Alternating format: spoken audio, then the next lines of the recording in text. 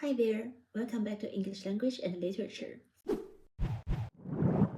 you ever find English grammar a bit tricky? Well, in just 2 minutes, I'm going to share some common English grammar mistakes and how to fix them quick and easy. Let's go. Your versus you are. This one confuses even native speakers. Your shows possession. For example, it is your book. But you are is short for you are, like this. You're amazing. Here's a quick trick. Here's a classic. Less versus fewer. Use fewer for things you can count. Fewer apples, fewer cars. And less for things you cannot count. Less sugar, less time. So, next time you're at the express checkout, check the sign. It should say 10 items or fewer, not less. Here's an important one. Subject-verb agreement. The subject and verb in a sentence must match in number.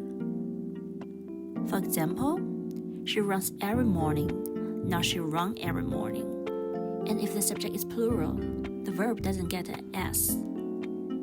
They run every morning, not they runs every morning. Got it? Match a subject and verb, and yours sounds super polished. Finally, let's talk about adverbs.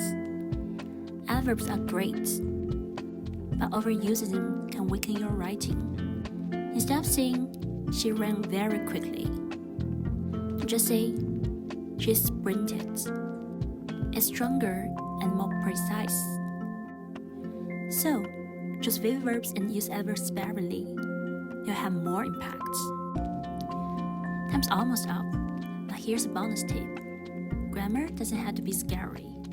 Practice these little rules, and soon you'll sound like pro. And remember, even if you slip up, the key is to keep learning and have fun with it. Thanks for watching. If you found this helpful, like, share, and subscribe for more quick tips. See you next time.